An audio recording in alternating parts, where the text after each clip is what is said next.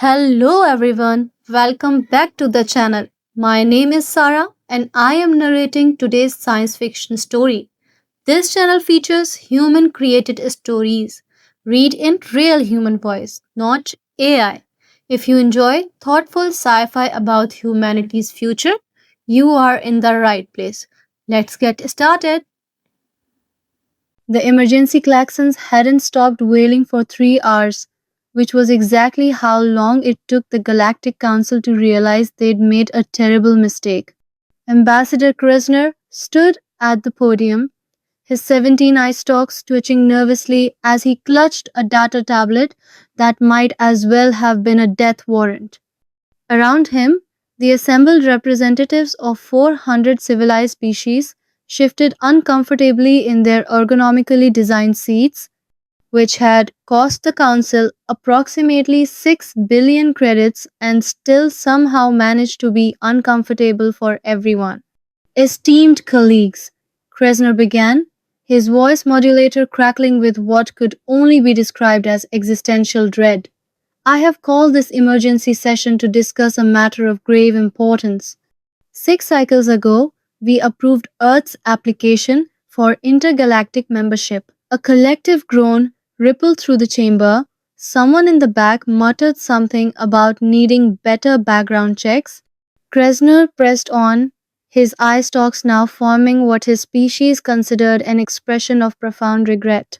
Our initial assessment classified humans as, quote, moderately dangerous with acceptable risk levels, end quote.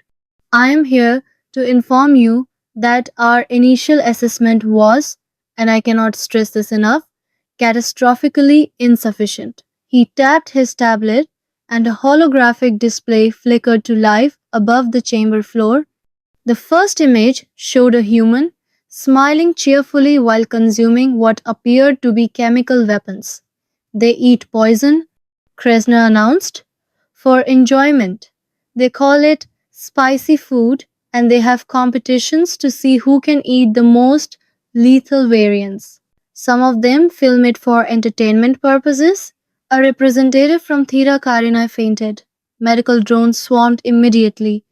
It gets worse, Kresner continued, because apparently the universe had a sense of humor, and that sense of humor was dark. They have befriended their planet's apex predators. These creatures, he gestured to an image of a dog, were once wolves. Wolves. They turned them into companions through selective breeding and what humans call belly rubs. That's impossible, someone shouted. Pack bonding with predators violates 17 known laws of evolutionary biology. Humans, Kresner said, with the weariness of someone who'd spent too many late nights reading Earth's Wikipedia, appear to have missed that particular memo. They pack bond with everything: Roomba cleaning devices, Stabby the office cactus. There are documented cases of humans forming emotional attachments to rocks. The hologram shifted again, this time showing humans throwing themselves out of perfectly functional aircraft, diving into water from absurd heights, and skiing down mountains that would make a sane species weep. They call these activities relaxing, Kresnar said, his voice reaching a pitch that threatened to shatter the translation matrix. Their concept of stress relief includes simulating near death experiences. Surely, interjected Councillor Vesh, a blob like being known for her optimism, they can't all be like this? Perhaps these are outliers?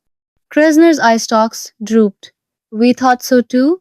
Then we discovered that the average human, when presented with a dangerous animal, will attempt to pet it. When they encounter unknown substances, they taste them. When they find a clearly marked warning sign, they interpret it as a suggestion. They invented a phrase for this behavior: hold my beer. The chamber erupted into panic chittering, beeping, and in one case, interpretive bioluminescence. Order! Kresnor slammed his appendage on the podium. I haven't even mentioned their caffeinated beverages, their tendency to adopt injured predators, or their inexplicable ability to survive conditions that would liquefy most carbon based life forms. The point is, we may have made a significant error in judgment, and I propose that's when the chamber doors burst open, and everything got so much worse. The chamber doors burst open with enough force to suggest that whoever was on the other side either didn't know their own strength or didn't care about the Council's very expensive automatic door system, which had cost more than some planetary defense grids. Sorry, I'm late. Ambassador Jack Morrison stumbled through the doorway, juggling a travel mug of coffee that was definitely leaking, a briefcase that was definitely not closed properly, and what appeared to be a pet carrier that was definitely making noise. He had the kind of disheveled appearance that suggested he'd gotten dressed in the dark, possibly while falling downstairs. Traffic was insane, Jack continued, somehow making it to the speaking platform without dropping anything, though it was a close call.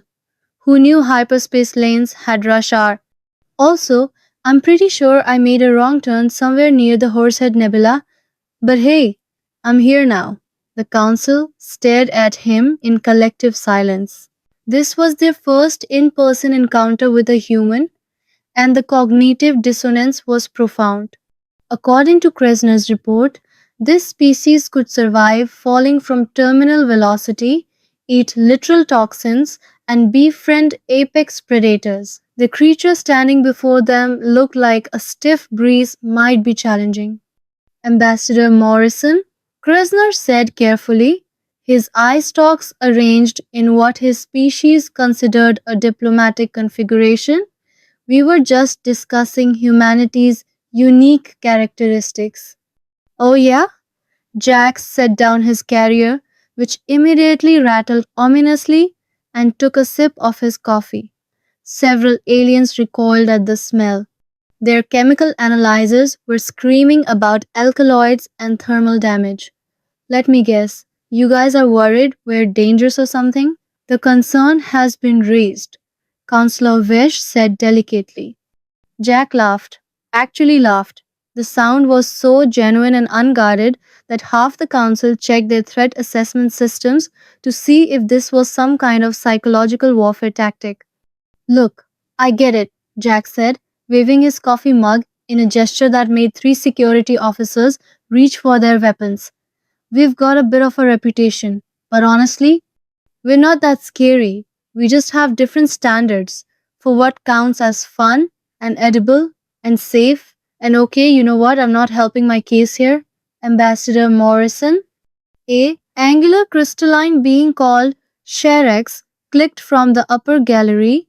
Our records indicate that your species regularly participates in activities with significant mortality risk for recreational purposes. Can you explain this behavior? Oh, sure. Jack's face lit up with enthusiasm that was somehow more terrifying than hostility would have been. Like, last weekend I went skydiving to relax after a stressful week at work. Really clears your head. You know? Nothing like free falling at terminal velocity to put things in perspective. The medical drones that had just revived the Theta Carinae representative had to be deployed again. You threw yourself out of an aircraft, Kresner said flatly, to relax? Well, yeah. I mean, the aircraft was going to land anyway. Where's the fun in that? Jack paused, noticing the expressions around the room. Well, the ones who had faces, and the bioluminescent panic patterns from the ones who didn't. Okay, I can see you're all a little tense. How about this ask me anything? I'm an open book. Let's clear up any misconceptions about humanity. Are all humans as cavalier about personal safety as you appear to be? Asked a floating gas entity named Warlin. Cavalier? Nah, I'm actually pretty careful. My buddy Dave, now he's crazy. Climbs mountains without oxygen for fun. I at least wear a parachute when I jump out of planes. Usually, Jack took another sip of his coffee. Mostly, There was that one time in college, but we don't talk about that. Krasner was frantically updating his threat assessment in real time. And the consumption of toxic substances? You mean spicy food? That's just capsaicin. Burns like hell, but it releases endorphins. It's like exercise for your mouth. Plus, buffalo wings are delicious. You guys have buffalo wings here? No? Man, you're missing out. Your species weaponized pain, Sharex observed, and made it a condiment. When you put it that way, it sounds way more metal than it actually is. Jack grinned. But yeah, pretty much. The council was beginning to realize that Krasner's assessment hadn't been wrong, it had been insufficient. This human wasn't trying to be intimidating, he was just being himself, which was somehow worse. If there are no other questions, Jack said cheerfully, maybe we can move on to the formal welcome ceremony. I brought credentials, and also, that's when the meowing started. Just as Counselor Vesh was mid sentence, suggesting that perhaps humans weren't so bad once you got to know them, a sound cut through the chamber that made every single alien freeze in their seats. Meow. It was a small sound, innocent, even. The kind of noise that should not, under any rational assessment of the universe, inspire terror in the hearts of 400 advanced civilizations. Jack Morrison, however, had stopped listening to the council entirely. He was now crouched down, unlatching the pet carrier with the kind of casual ease that suggested he had no idea he was about to commit what would later be classified as an act of biological warfare. Oh, right.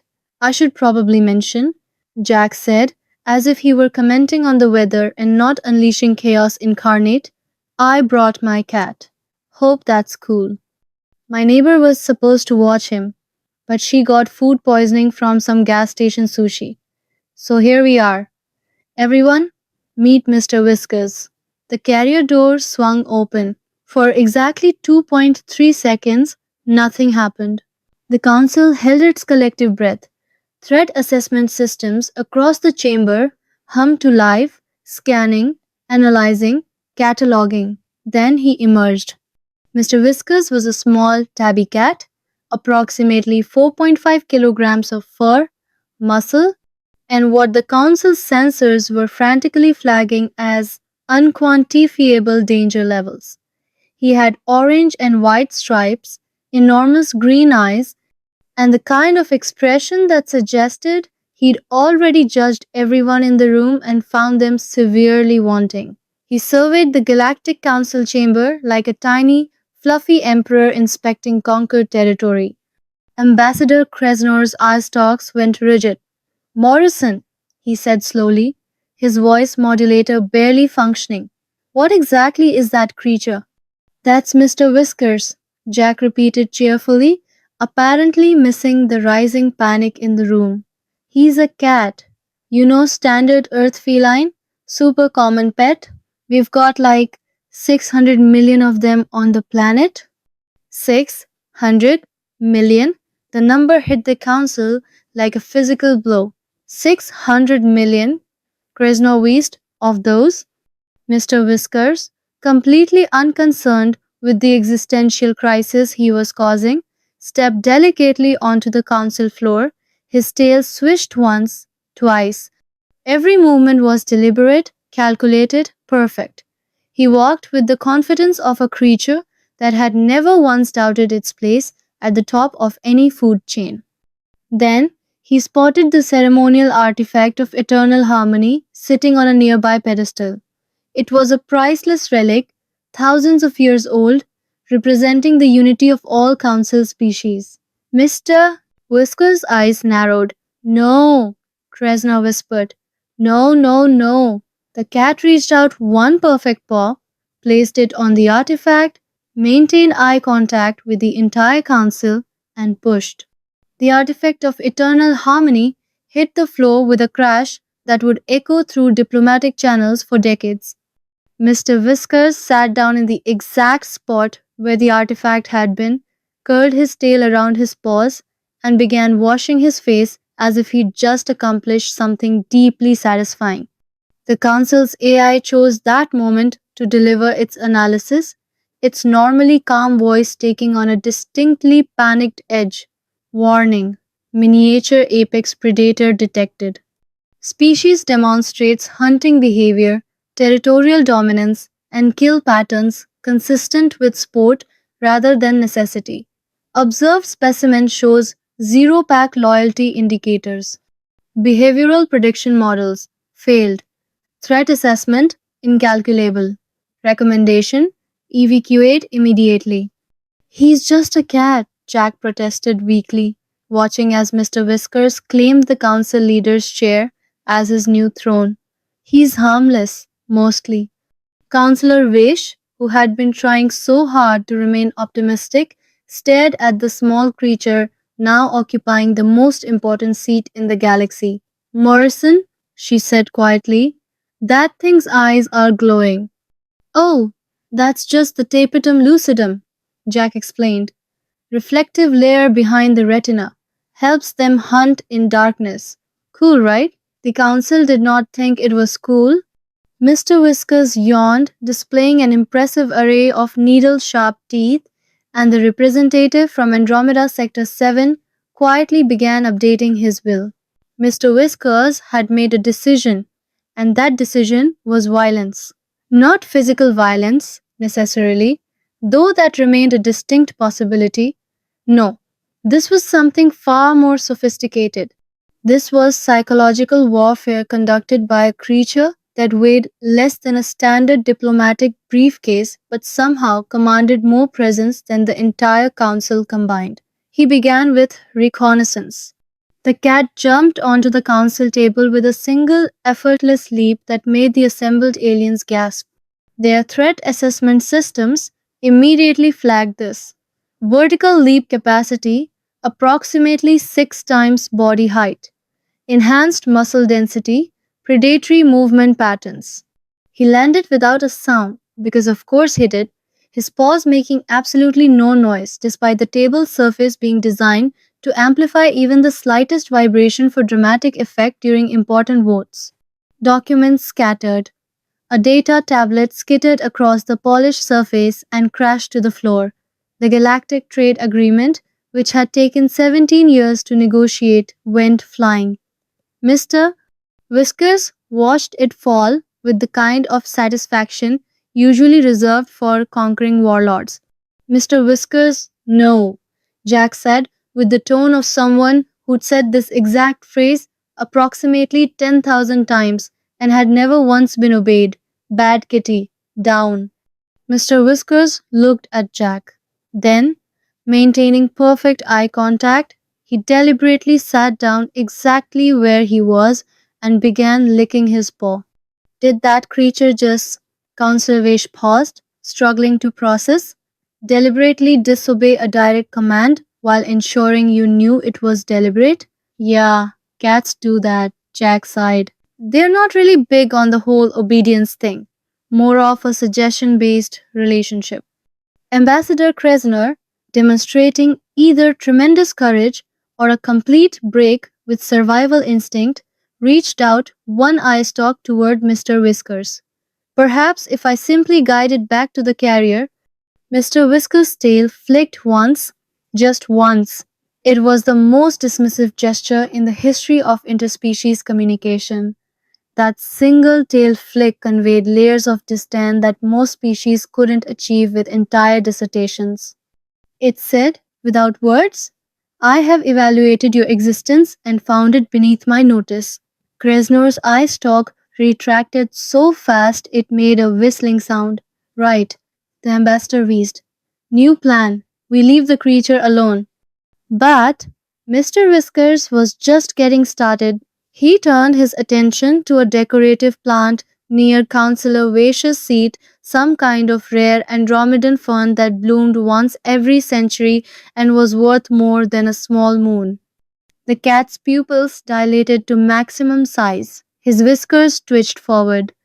His hindquarters began to wiggle in that distinctive pre-pounce movement that had preceded the downfall of approximately 6 billion small creatures throughout Earth's history. Oh no, Jack muttered. He's in hunt mode. Hunt mode?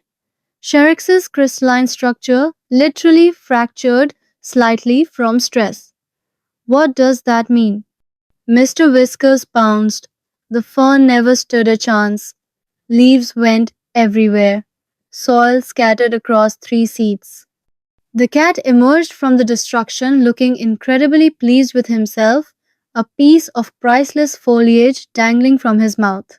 That's when Security Officer Brank made his critical error. Brank was from a warrior species.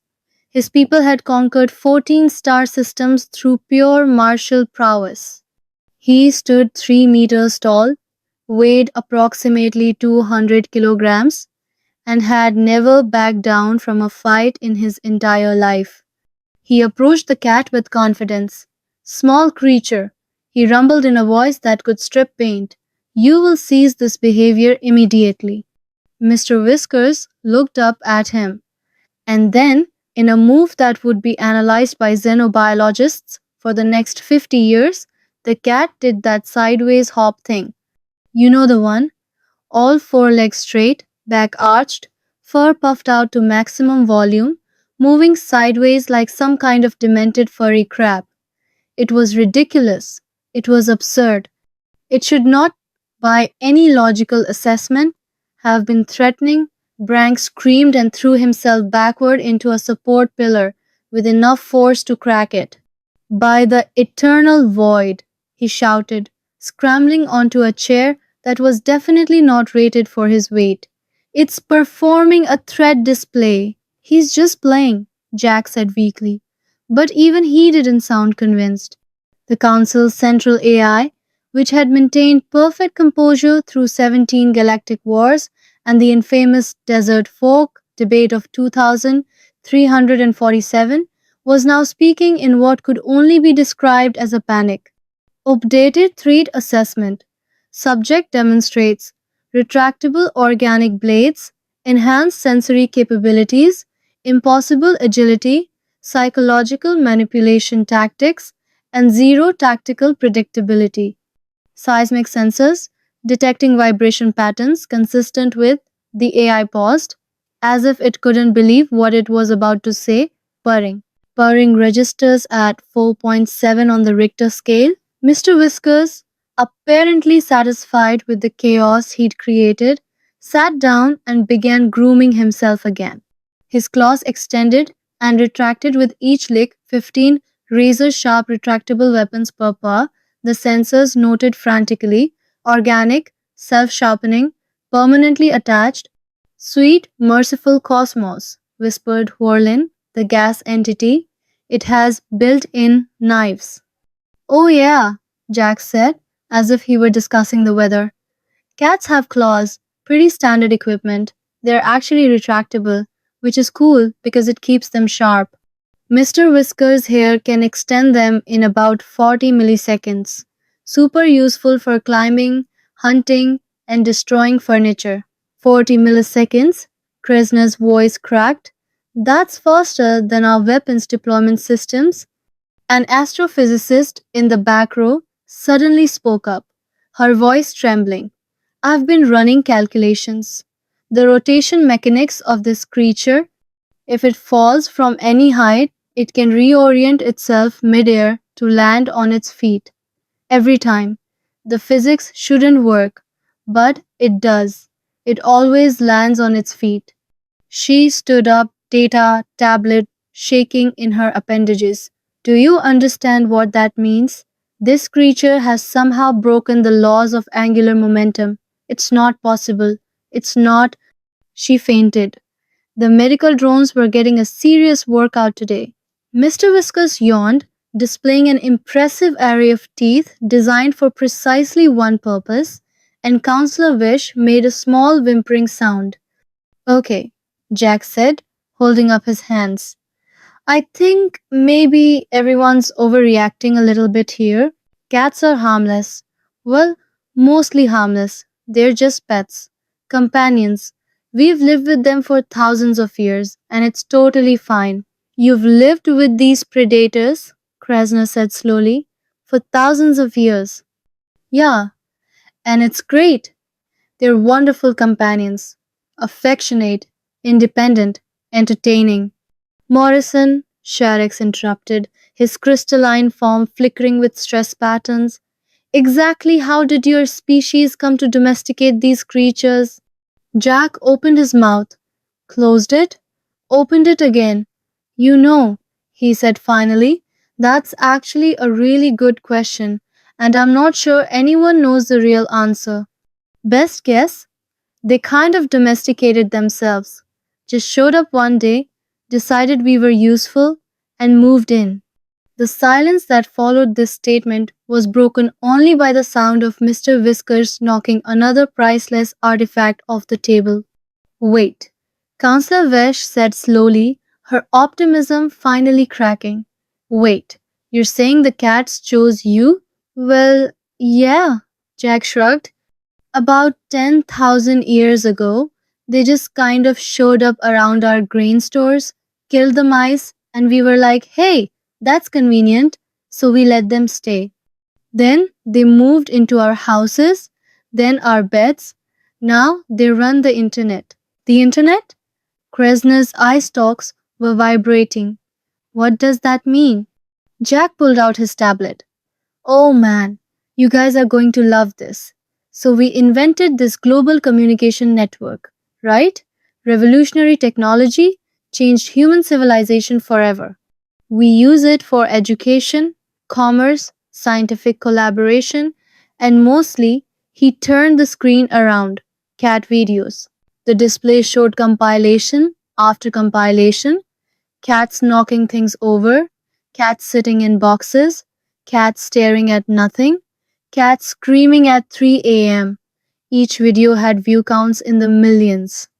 This one has 800 million views, Jack said cheerfully. It's just Mr. Mittens falling off a counter. We've watched it 800 million times. Your species, Sharek said faintly, weaponized your primary communication infrastructure to worship these creatures. Worship is a strong word, Jack protested. We just think they're neat. Also, the global pet industry is worth about $50 billion. We buy them special food, toys, furniture, medical care, little outfits. Little outfits? Yeah. Mr. Whiskers has a tuxedo for special occasions. It's adorable. Look, I have pictures. Morrison, Kresner interrupted, his voice hollow. Let me understand this correctly. You willingly invited miniature apex predators into your homes. You feed them, you provide them shelter, you spend billions of credits on their comfort, and they provide what? Exactly. Companionship? Jack offered. Also, they purr, which is nice, and sometimes they sit on your lap. Sometimes they bring you dead things as presents, which is kind of gross, but it's the thought that counts. They bring you corpses, Vish said numbly, and you interpret this as affection. I mean, when you say it like that, it sounds weird. Mr. Whiskus chose this moment to sprawl across the council table in a patch of light from the viewing port, belly up, looking absolutely ridiculous. Several hardened warriors, visibly relaxed. This was a mistake. See, Jack said, he's showing his belly. That means he trusts.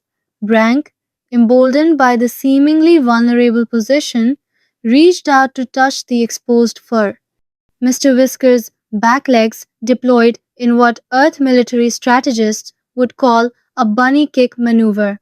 Brank withdrew his appendage with 4 shallow scratches and a new understanding of mortality. Or it's a trap, Jack finished. Yeah, it's usually a trap. Should have mentioned that. Let me get this absolutely clear, Kresner said, his eye stalks drooping with exhaustion. Humans domesticated these creatures, but the creatures don't obey you.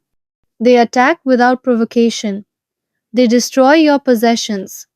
They wake you at unreasonable hours. They demand constant tribute. And you believe you domesticated them? Jack paused. Huh. When you put it like that, I'm not actually sure who domesticated who. The council sat in horrified silence as the implications sank in. Oh, Jack added brightly. Also, we let them sleep on our faces while we're unconscious and completely vulnerable. Mr. Whiskers likes to sleep on my pillow. Why? Verlin whispered. Would you allow a predator near your face while you sleep? Because he's soft and warm and it's comforting? That was it. That was the statement that broke the Galactic Council. The vote was unanimous.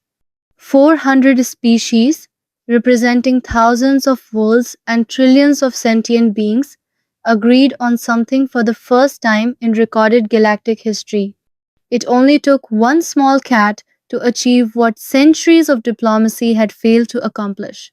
The council recognizes, Krishna announced, his voice carrying the weight of someone who'd aged approximately 50 years in the last hour, that humanity's threat assessment requires immediate upgrade, not because humans themselves are dangerous. Thanks, Jack said cheerfully, but because your judgment is so catastrophically compromised that you cannot be trusted to accurately assess danger to yourselves or others. Wait, what? Counselor Vaish leaned forward, her expression somehow conveying both pity and horror. Morrison, you share your sleeping quarters with creatures that have retractable claws, hunt for sport, feel no loyalty, and can survive falls that would liquefy most species. And you do this voluntarily. For comfort? Well, when you say it like Earth's membership in the Galactic Council is hereby approved, Krasnor continued, speaking over Jack's protest. With one non negotiable condition, the cats stay on Earth. All 600 million of them. They are never, under any circumstances, to leave your planet. We're flagging your entire solar system with a biological containment warning. That seems a bit extreme, Jack protested. Mr. Whiskers, as if sensing the insult, stood up and stretched in that full body extension cats do, displaying every weapon system he possessed. Then he sat back down and slow blinked at the council, which their threat assessment systems immediately flagged as possible neural manipulation attempt. The decision is final, Sharex declared. Earth is welcomed to the galactic community. Humanity may travel freely. The cats are quarantined. Forever. Jack sighed, looking down at Mr. Whiskers, who was now grooming his paw with the satisfaction of a creature who just successfully terrorized an entire galactic government. Okay, fine. But you guys are really missing out. Hey, anyone want to see pictures of him as a kitten? He was ridiculously cute. There was a long pause. Yes, Counselor Vaish said quietly. Absolutely, added Sharex. For threat assessment purposes only, Brank rumbled from his chair, which he still hadn't climbed down from. Jack's face lit up as he pulled out his tablet. Within 30 seconds, he was surrounded by 3 dozen alien representatives cooing over photos of a tiny orange furball with enormous eyes. Even Krasno edged closer, several eye stalks craning for a better view. This one's from his first day home, Jack narrated. He was so small he could fit in my hand. And this one, oh man, this is when he discovered the laser pointer. Chased it for 2 hours straight, and here he is in a box. Cats love boxes. Nobody knows why. We've done studies. Mr. Whiskers, apparently bored with galactic diplomacy, curled up in the shaft of sunlight and fell asleep, purring loud enough to register on geological sensors 3 decks away. The council meeting officially adjourned 47 minutes later, though most representatives stayed to look at more pictures.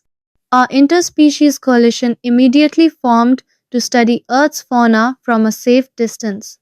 Brank requisitioned 16 different security briefings about feline threat assessment And somewhere in the archives, a note was added to humanity's file, approved for membership, possibly insane, definitely compromised, keep the cats contained. As Jack packed up Mr. Whiskers, who went into the carrier without protest because he'd accomplished his mission, Kresner approached with one final question. Morrison, do all Earth pets inspire this level of chaos? Jack paused, carrier in hand, and grinned. Oh man, wait till you guys meet dogs. Or geese, especially geese. Actually, you know what? Let's save that for the next council meeting. I think you've had enough for one day. Kresner's eye stalks wilted completely. As the chamber doors closed, behind the human and his tiny weapon of mass destruction, Councillor Vaish turned to the remaining assembly. Well, she said, with the determined optimism that had served her species for millennia.